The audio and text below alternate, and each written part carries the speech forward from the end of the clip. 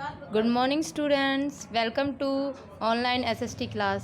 Student, आज हम दोबारा से अतीत का फर्स्ट चैप्टर रिस्टार्ट करेंगे, क्योंकि कुछ स्टूडेंट जो हमसे कनेक्ट नहीं हो पाए, जिनका व्हाट्सएप नंबर नहीं था, तो उनके रिवीजन के लिए मैं आपको फिर से फर्स्ट चैप्टर रिवाइज़ करवाऊंगी, उसके बारे में आपको बताऊंगी। और साथ ही साथ इसमें जो पीडीएफ फाइल रहेगी उसमें आपके इसी लेसन के वेरी शॉर्ट क्वेश्चन और शॉर्ट क्वेश्चन उन्हें आप अपनी एसएसटी नोटबुक में अटेम्प्ट कर लेना।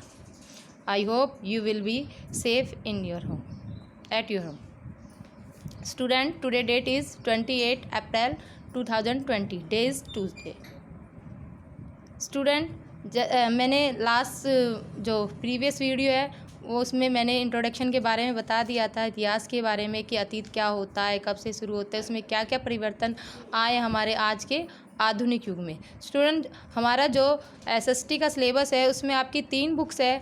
एक है इसमें आपकी अतीत भाग 1, दूसरी है उसमें भूगोल जिसे कहते हैं पर्यावरण यानी कि पृथ्वी हमारा आवास, तीसरी बुक्स है आपकी राजनीतिक और सामाजिक शास्त्र। हम एक एक बुक का अध्ययन करेंगे। सबसे पहले हम अतीत लेते हैं। इतिहास में हमारी फर्स्ट बुक, उसका फर्स्ट चैप्टर है क्या, कब, कहाँ और कैसे। आज हम इस चैप्टर के बारे में जानेंगे कि जो हमारा अतीत है इसमें क्या, कब, कहाँ और कैसे क्या क्या परिवर्तन आए। उस समय जब हमारा आरंभिक युग था, उस समय जो हमारा आदि मानव था, आरंभिक मानव था, उसकी स्थिति क्या थी और उसकी धीरे धीरे स्थिति में किस प्रकार बदलाव आए। तो student, let be start this chapter.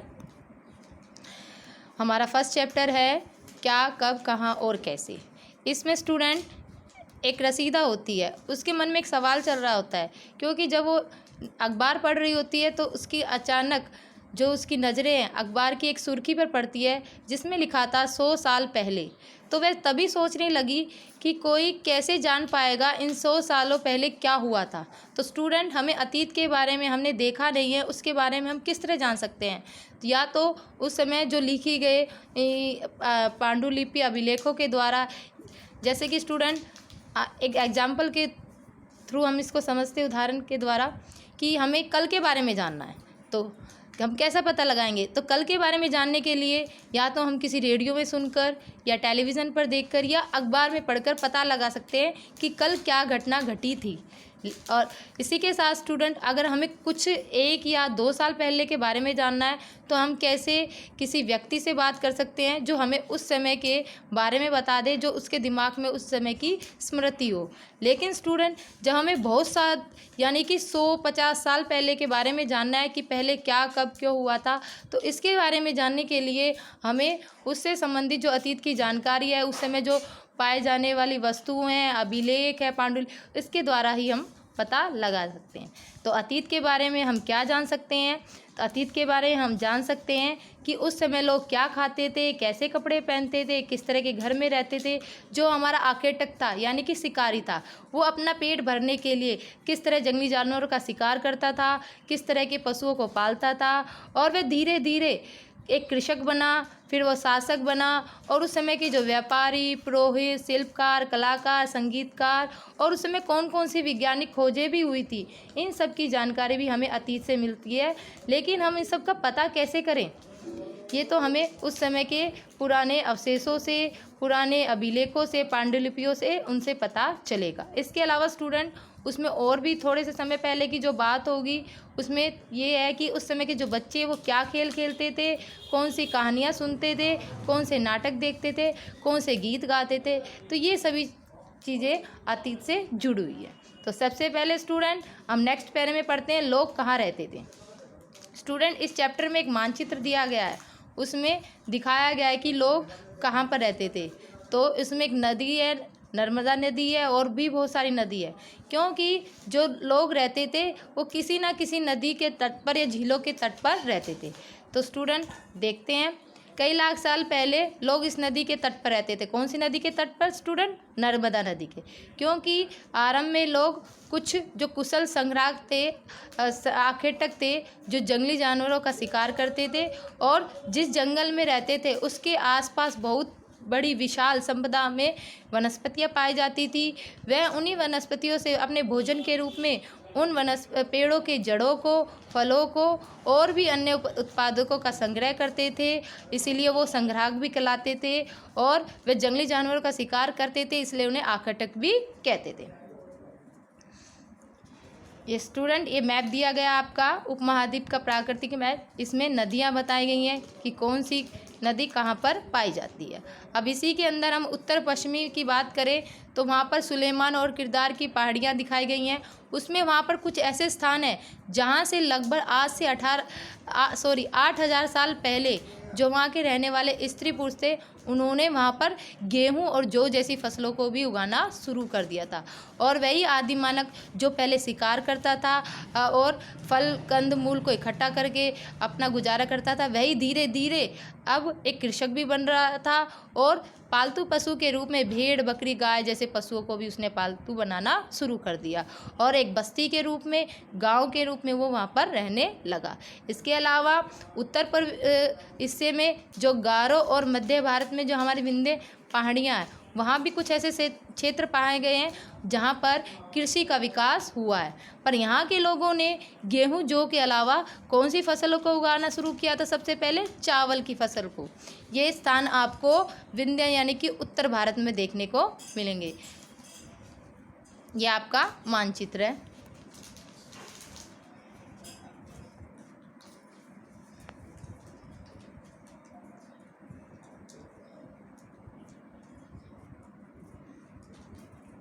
Student, आगे देखते हैं हम। अब नदी है, नदी भी कई नदियों के संगम से बनती है, तो वो उसके लिए भी उसकी सहायक नदियाँ होती है जिससे एक बड़ी विशाल नदी बनती है। इसी तरह सिंधु और इसकी सहायक नदी है। सहायक नदियाँ स्टूडेंट उसे कहती हैं जब किसी बड़ी एक नदी में कई जल राशि मिलकर एक बड़ी नदी का निर्माण करती है। इसी तरह सिंधु भी एक बड़ी नदी है और कई छोटी छोटी नदियों के संगम से बनी है, उन्हें ही सहायक नदियाँ कहते हैं। तो लगभग आज से 4700 वर्ष पूर्व इन्हीं नदियों के किनारे कुछ नगर का आरंभ हुआ था। नगर फले फूले थे जहाँ पर लोगों ने रहना शुरू किया था। इसके अलावा गंगा है और गंगा की भी कुछ सहायक नदी है जिनके किनारे और कुछ समुद्र के जो तटवर्ती इलाके हैं वहाँ पर भी नगरों का विकास देखा गया। ये सभी उस समय के अवशेषों के द्वारा, उस समय के पुरातत्वविदों के द्वारा पता चला है और ये सब कितने वर्षों पहले मिला है? लगभग 2500 वर्ष पूर्व। इस पैरे में देखते स्टूडेंट हम गंगा और इसकी सहायक नदी। तो इसमें गंगा की जो सहायक नदी है वो सबसे बड़ी नदी है सोन नदी, और गंगा के दक्षिण में भी इस नदियों के आसपास भी प्राचीन काल में जो स्थान पाया गया वो मगध के नाम से पाया गया। उस समय एक बड़ा राज्य के रूप में मगध एक शक्तिशाली रूप में उभर कर आया और जिसके शासक थे, राज्य करने वाले, वो राजा भी बहुत ज़्यादा शक्तिशाली थे। उन्होंने वहाँ पर एक विशाल, एक बड़े राज्य का स्थापन किया और उसके जो देश के अन्य हिस्से थे उनकी भी उन्होंने स्थापना की गई। इसी के साथ स्टूडेंट एक हिस्से से दूसरे हिस्से की यात्रा करने के लिए भी लोगों को जाना पड़ा, जोखिम उठाना पड़ा, क्योंकि उन्होंने जो यात्रा की उन्होंने ऊंचे ऊंचे पर्वतों पर, पहाड़ियों पर, रेगिस्तानों पर, नदियों और समुद्र के कारण जो यात्रा करी थी उनकी वो बहुत ही जोखिम भरी थी, बहुत ज़्यादा मुश्किल थी, क्योंकि उनमें यात्रा करना बड़ा ही असंभव था। स्टूडेंट, उस समय ना तो कोई भी यातायात का साधन उपलब्ध होता था, ना कोई भी तेज़ रफ्तार के साधन थे, इसीलिए उन्हें ये यात्राएं अपने पैदल करनी पड़ती थी और एक स्थान से दूसरे स्थान पर जाने के लिए उन्हें ये मुश्किलों का सामना करना पड़ता था।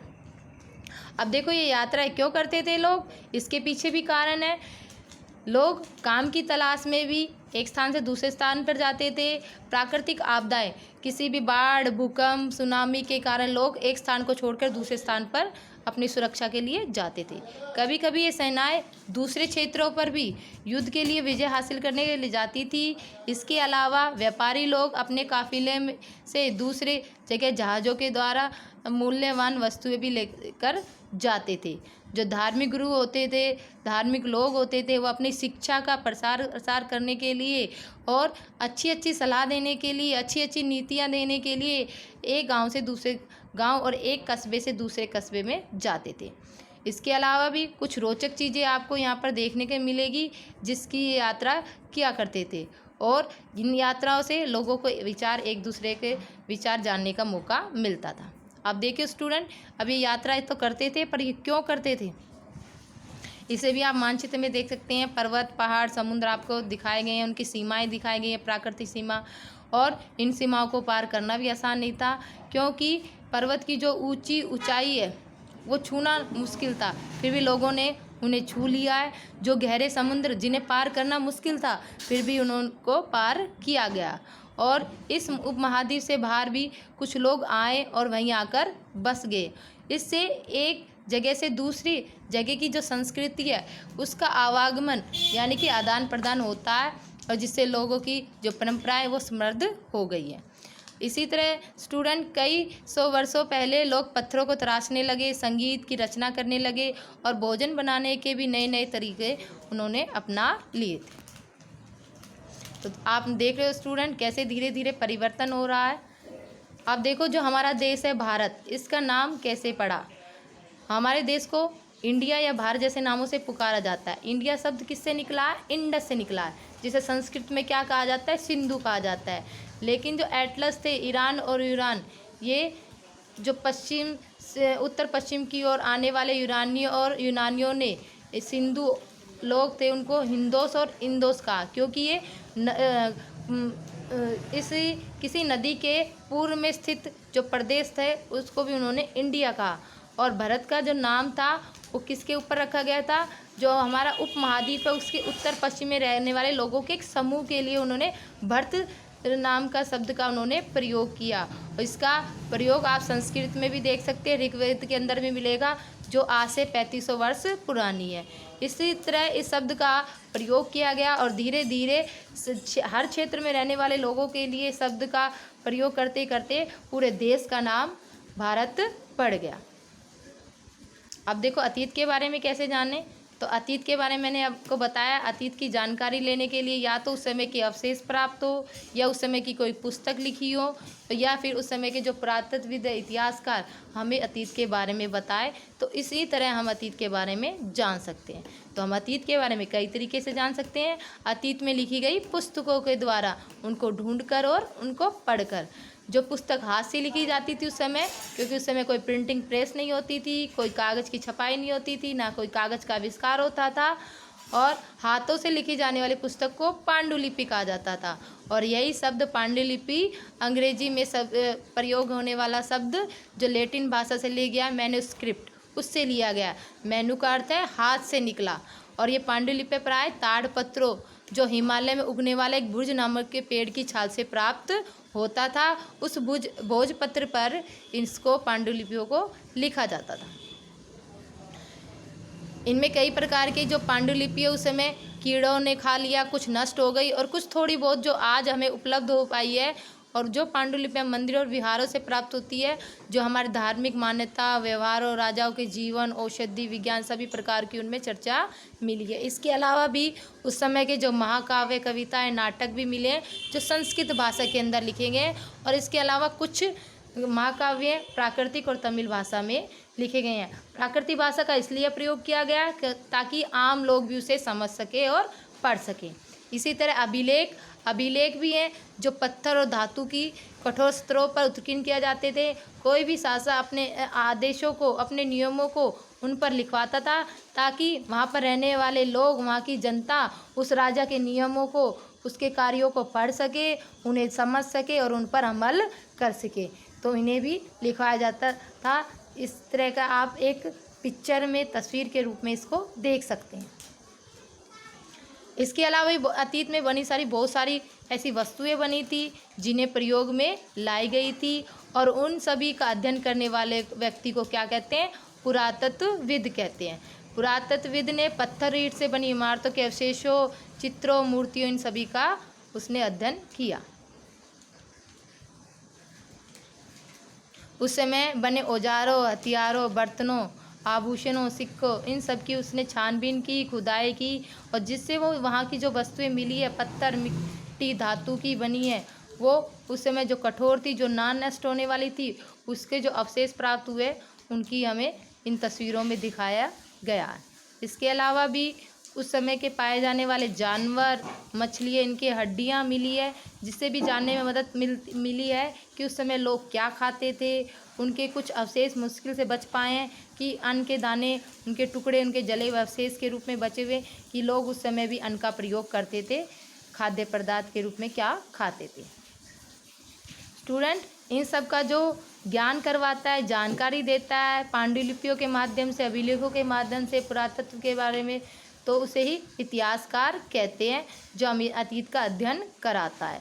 और अतीत के बारे में जानकर पढ़ना हमें बहुत ही रोचक मिलता है, क्योंकि इन सभी चीज़ों की सहायता से हमें धीरे धीरे पुनर्निर्माण की ओर जा रहे हैं। और जो हमारे इतिहासकार थे, पुरातत्व थे, उन्होंने एक जासूस की तरह हमें सभी स्रोतों को, साधनों को इकट्ठा कर हर सुराग, हर अवशेषों को बताया है, और इसे हमें अतीत के बारे में जानकारी देने का भी प्रयास किया है। तो स्टूडेंट ये हमारे अतीत में होने वाले जो भी घटनाएं, कब, क्यों, कहाँ, कैसे, इन सब के बारे में उन्होंने बताया। जो हमारा अतीत शब्द है ये एक बहुवचन शब्द है, और इसे एक समूह के लिए, लोगों के लिए अलग अलग व्याख्या देना, परिभाषा देना। कुछ लोग पशुपालक और कृषक के जीवनों के बारे में बताते हैं, कुछ राजा रानी के जीवन के बारे में बताते हैं, कुछ व्यापारियों के जीवन, ये सब एक दूसरे से भिन्न था। जैसा कि आज हम देखते हैं कि हमारे देश के भी अलग अलग हिस्सों में अलग अलग व्यवहार, रीति रिवाज आपको देखने को मिलेंगे।